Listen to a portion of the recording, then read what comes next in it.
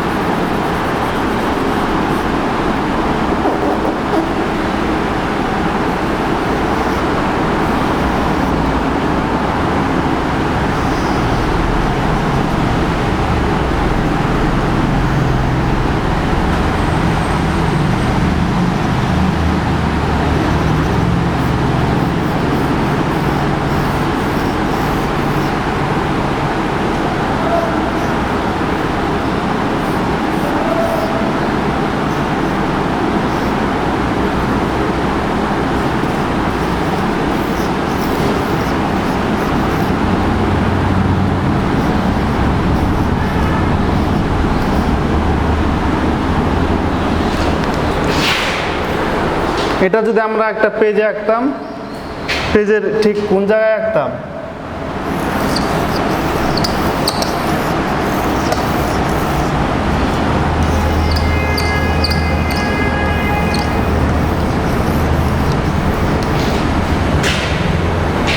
পেজে ঠিক এরকম মিডিল বরাবর আঁকার চেষ্টা করতাম। তার কারণ হচ্ছে ওই যে আমরা বললাম কম্পোজিশনের কথা, যতটা গুছায় রাখা যায়। কম্পোজিশন যখন এটা আমরা চেষ্টা করব ছবি আঁকা যখন শুরু করব তার আগে কম্পোজিশনটা মাথায় রাখতে। এরপরে আমরা যে বিষয়টা খেয়াল রাখবো এটা হচ্ছে পার্সপেক্টিভ। পরবর্তীতে হয়তো পার্সপেক্টিভের আরও বিশদ ক্লাস আসবে। আমি আজকে হালকা একটা ধারণা আপনাদের দিয়ে দিই। পার্সপেক্টিভ সাধারণত দুই ধরনের হয়,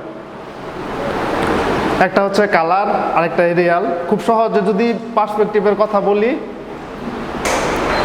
সুন্দর হয়েছে। খুব সহজে যদি পার্সপেক্টিভের কথা বলি তাহলে আমরা বলতে পারবো আমরা যে কোনো বস্তু যতটা কাছে দেখি ততটা বড় দেখি। এবং ক্রমান্বয়ে যতটা দূরে দেখি ততটা ছোট দেখি। উদাহরণস্বরূপ আমরা বলতে পারি এই গাছের পাতাগুলি যখন আমরা গাছের একদম গুড়িতে দাঁড়ায় দেখি, তখন প্রত্যেকটা গাছের প্রত্যেকটা পাতা কিন্তু গুনতে পারি আমরা। কোন গাছে কতগুলা পাতা আছে আমরা সময় নিয়ে যদি গুনার চেষ্টা করি, গুনা শেষ করতে পারবো। ঠিক একই গাছের পাতা যদি আমরা 10 হাত 10 ফিট দূরে 20 ফিট দূর থেকে দেখি, আমাদের পক্ষে সবগুলা পাতা দেখা সম্ভব না। ঠিক ওই গাছের পাতায় আমরা যদি 1 কিলোমিটার দূর থেকে দেখার চেষ্টা করি, একটা পাতাও দেখা সম্ভব না। আরেকটা উদাহরণস্বরূপ বলতে পারি, আমরা যখন রাস্তায় চলাফেরা করি তখন দেখি আমাদের গাড়ি ওভারটেক করে যেসব গাড়ির সামনে যাচ্ছে, ক্রমান্বয়ে গাড়ি ছোট হইতে থাকতেছে। আরও একটা উদাহরণস্বরূপ বলতে পারি, আমরা যে আকাশে হেলিকপ্টার বা বিমান দেখি, তো যত উপরে দেখি তত ছোট দেখি। দেখতে দেখতে এরকম মনে হয় যে হাত দিয়ে মনে হয় হাতের আঙ্গুল দিয়ে মাপা যাচ্ছে, এরকম ছোট দেখি। প্রকৃতপক্ষে বিমান যত ছোট না, যত কাছে দেখি আমরা একদম সর্বোচ্চ নিচে যেসব হেলিকপ্টার চলাচল করে, এইসব হেলিকপ্টার দেখলে বোঝা যায় যে আসলে এটা কতটা বড় হতে পারে। এটা হচ্ছে এক ধরনের পার্সপেক্টিভ। যত কাছে দেখি তত বড় দেখি, যত দূরে দেখি যত কাছে দেখি তত বড় দেখি, আর যত দূরে দেখি তত ছোট দেখি। আর দ্বিতীয় পার্সপেক্টিভ হচ্ছে কালার পার্সপেক্টিভ। এটা হলো আমরা প্রতিটা কালার যত কাছে দেখি তত স্পষ্ট কালার দেখি, যত দূরে দেখি তত অস্পষ্ট কালার দেখি। যেমন গাছের উদাহরণ দেই, আমরা দৃশ্য আঁকতে গেলে এরকম একটা দিগন্ত রেখা দিই।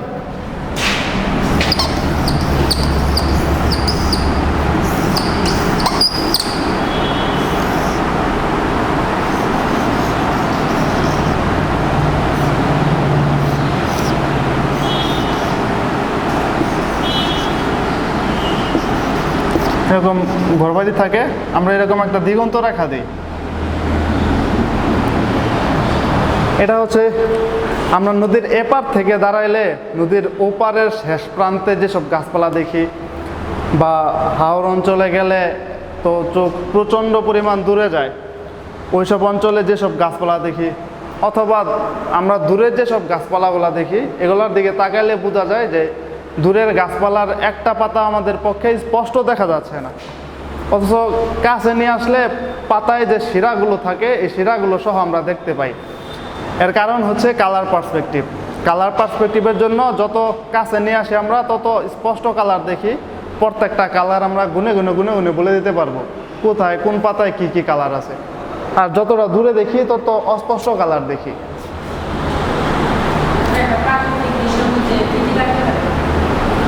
একটা প্রাকৃতিক দৃশ্যের ভিতরে এটা ডিমান্ড করে আপনি কোন প্রকৃতির দৃশ্য ডাকতেছেন। যেমন যদি গ্রীষ্মকালের দৃশ্যের কথা বলি, গ্রীষ্মকালে প্রাকৃতিক দৃশ্য আঁকার কথা। আচ্ছা, যদি এইরকম প্রশ্ন আসে যে ফুল লতা পাতা দিয়ে একটা প্রাকৃতিক দৃশ্য আঁকার কথা, সেক্ষেত্রে হচ্ছে আপনি ঘরবাড়ি দিতে পারেন, সাধারণত গ্রামের দৃশ্য দিতে পারেন। একটা ঘর, দুইটা ঘর, একটা গাছপালা, খেরের পালা, গরু দিতে পারেন, একটা নদী দিতে পারেন, এরকম যতটা সহজভাবে করা যায়। আর যদি নির্দিষ্ট কোনো দৃশ্যের কথা উল্লেখ থাকে, যেমন গ্রীষ্মকালের দৃশ্যের কথা যদি উল্লেখ থাকে, গ্রীষ্মকালে যেসব ফল পাওয়া যায় এইগুলো উল্লেখ করবেন, কাঁঠাল গাছ। যদি বর্ষাকালের কথা উল্লেখ থাকে, বর্ষাকালের দৃশ্যের কথা উল্লেখ থাকে, সেক্ষেত্রে বর্ষার আমরা দৃশ্য আঁকাইতে পারি, নদী নৌকা। শীতকাল থাকলে খেজুর গাছ, কুয়াশা, এসব উল্লেখ করতে পারি।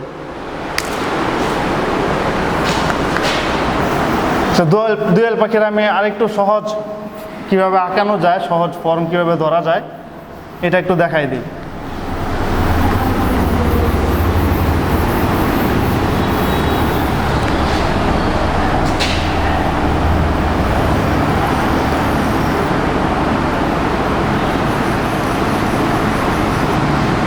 এই দুইটার ভিতরে কিন্তু পার্থক্য আছে, নামেরও পার্থক্য আছে, সাইজেরও পার্থক্য আছে। নামের পার্থক্য হচ্ছে এটারে সার্কেল বলা হয় আর আমরা এটারে ওভাল বলি, যেটা ডিমের মতো থাকে, একদম ডিমের মতো থাকে। আর যেটা একদম পুরোপুরি বৃত্ত, এটারে আমরা সার্কেল বলতেছি।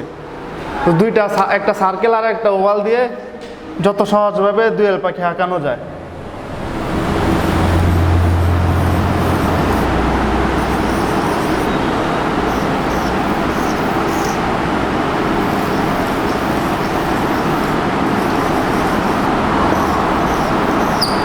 এরপরে এটার উপরে আমরা ঘষা মাজা করে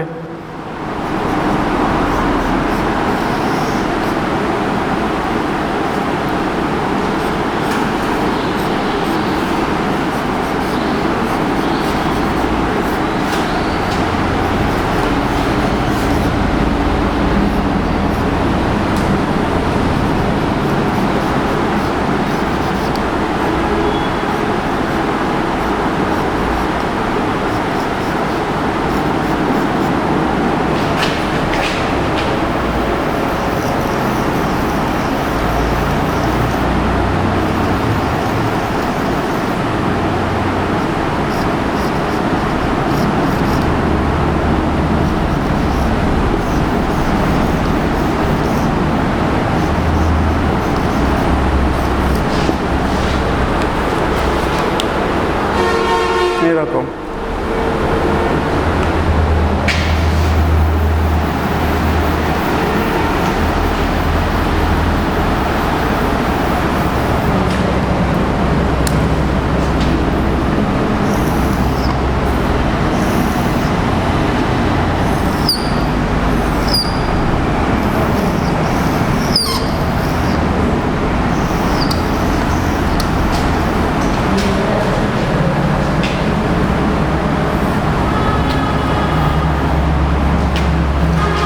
আপনাদের দেখা যাচ্ছে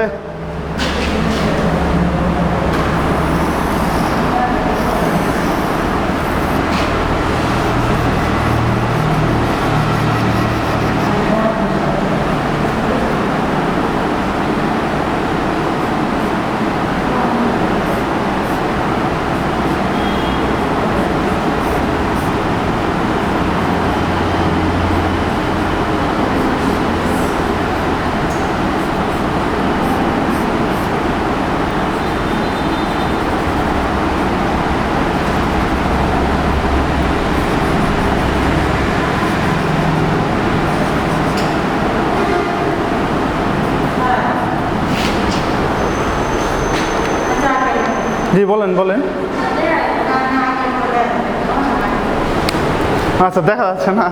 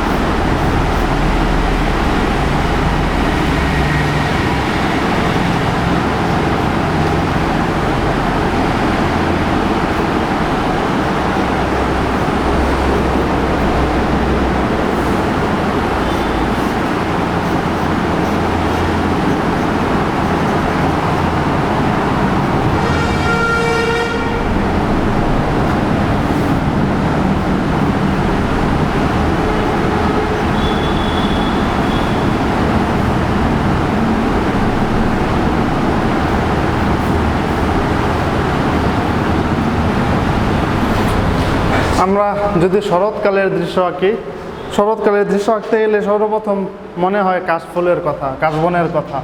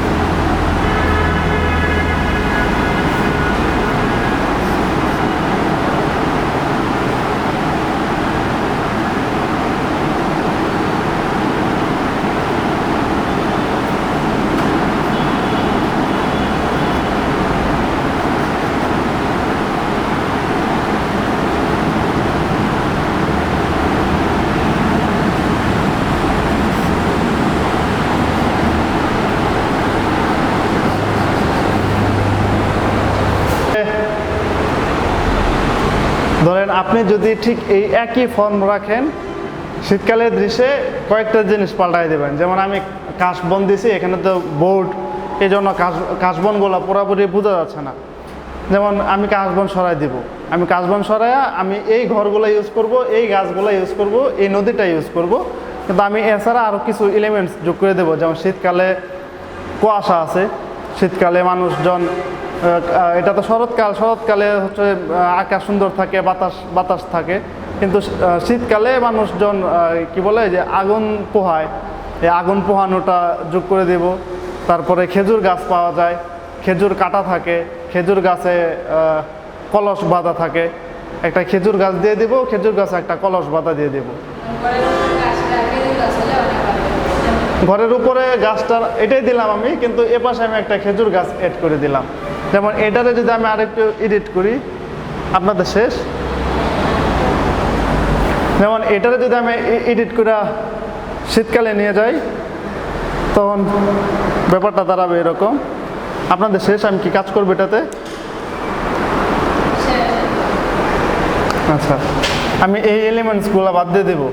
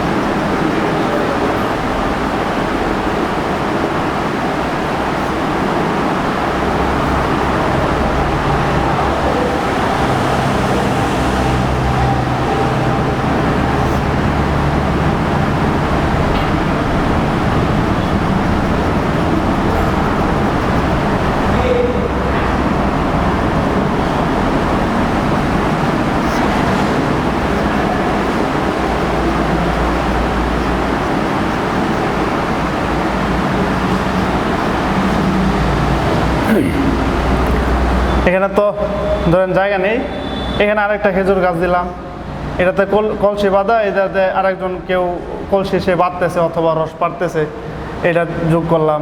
এরপরে হচ্ছে কয়েকটা মানুষ এখানে বসে আগুন পোহাচ্ছে।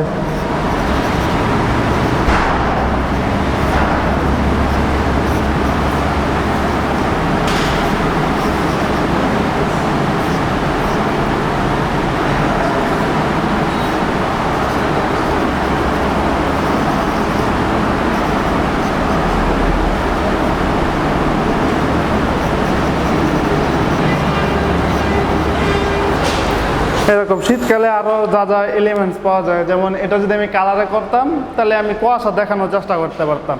এটা তো বোর্ডে মার্কারে এটা তো কুয়াশা দেখানো যায় না। যদি এটা আমি কালারে করতাম তাহলে এই নদীর জায়গাগুলোতে আমি কুয়াশা দেখানোর চেষ্টা করতাম।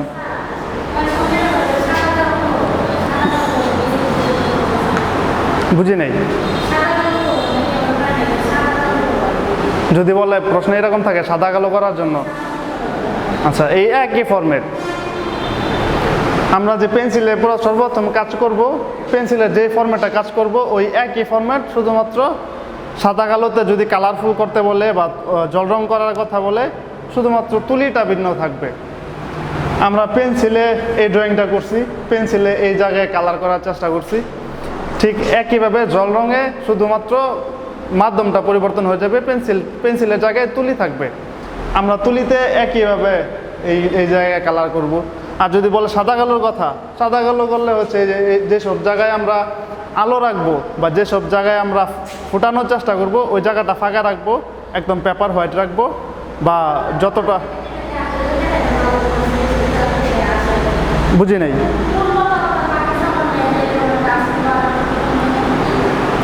জি হ্যাঁ। আপনার ফ্যানের কথা, ফ্যানের জন্য মনে হয় শোনা যাচ্ছে না। আচ্ছা ও আচ্ছা আচ্ছা আচ্ছা আচ্ছা বুঝতে পারছি। ও না, ও আচ্ছা, এটা যদি উল্লেখ থাকে পেন্সিল বা জল রং, এটা তারা উল্লেখ করে দেবে। আর যদি উল্লেখ না থাকে, সাদা কালো বলতে হচ্ছে আপনি যে কোনো একটা কালারে করবেন, শুধুমাত্র কালো রং ইউজ করবেন, একটা কালার ইউজ করবেন, আর কোনো কালার ইউজ করতে পারবেন না। যেমন এই কাজটা করছি, এটারে কিন্তু সাদা কালো কালার বলে।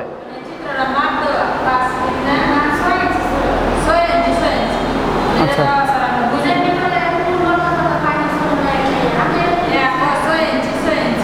আচ্ছা বুঝতে পারছি। 6 ইঞ্চি বাই 6 ইঞ্চি, উপরে 6 ইঞ্চি, নিচে হ্যাঁ এইদিকে 6 ইঞ্চি। আমি তো এটা ওই অ্যাকুরেট মাপে করি নাই 6 ইঞ্চি। ধরেন আপনারা যদি 6 ইঞ্চি 6 ইঞ্চি কাজ করেন, তাহলে পেজে পেন্সিল স্কেল নিয়ে যাবেন, স্কেলে উপরে 6 ইঞ্চি, এপাশে 6 ইঞ্চি। প্রথমে এই কম্পোজিশনটা সাজাই নেবেন 6 ইঞ্চি বাই 6 ইঞ্চি। এর ভিতরে যে প্রশ্ন থাকবে, সাদাগুলো করার কথা যদি বলে, যদি পেন্সিল উল্লেখ থাকে অথবা কালার জল রং উল্লেখ থাকে, উল্লেখ থাকে মনে হয়, উল্লেখ থাকে না। আচ্ছা এটা এটা আচ্ছা, এটা বোঝার সহজ আর একটা উপায় আছে। এটা উল্লেখ থাকে না কেন, যদি তারা জল রঙের কথা বলতো, সেক্ষেত্রে জল রঙের নির্দিষ্ট পেজ আছে, জল রং করার জন্য আলাদা পেজের প্রয়োজন, সেক্ষেত্রে তারা জল রঙের পেজ ব্যবহার করতো অথবা জল রঙের পেজ দিত। আর যদি এরকম সিম্পলি প্রশ্ন থাকে যে সাদা কালো করবেন, সেক্ষেত্রে পেন্সিলই। এই যে কাজটা করলাম, এটাও সাদা কালো।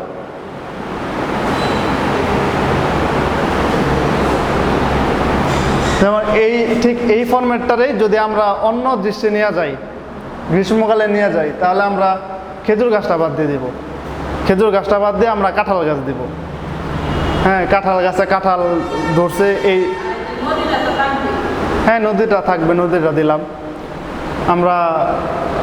কি বলে, এছাড়াও গ্রীষ্মকালের যে যে উপকরণ আছে, এরকম আরও কিছু উপকরণ যোগ করে দেব।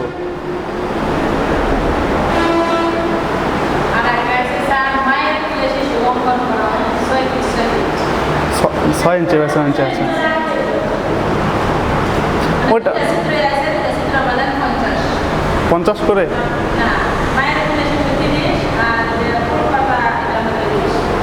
ও তাহলে তো আপনাদের গুরুত্বটা ওইটাতে বেশি দিতে হবে। আচ্ছা, এটার ক্লাস পরে আসবে, ওটা ফিগারের ক্লাস, ওটার ক্লাসও আসবে। এটাও এগুলা যে খুব কঠিন এমন না, খুব সহজ।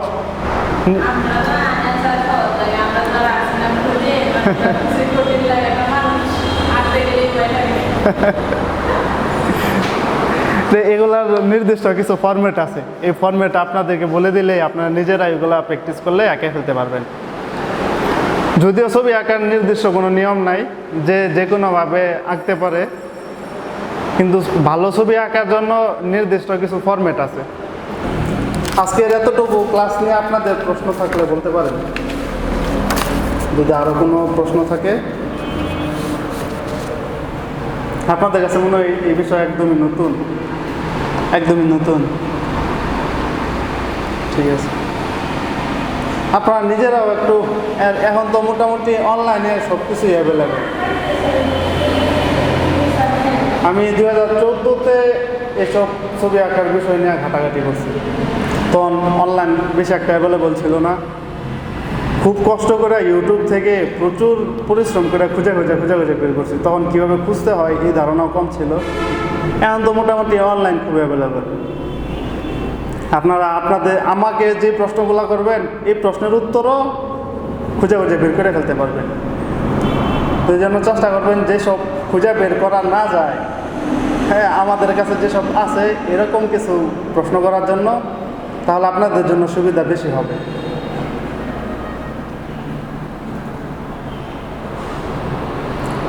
ঠিক আছে, তাহলে আজকে ক্লাসটা এই পর্যন্ত সমাপ্ত থাক।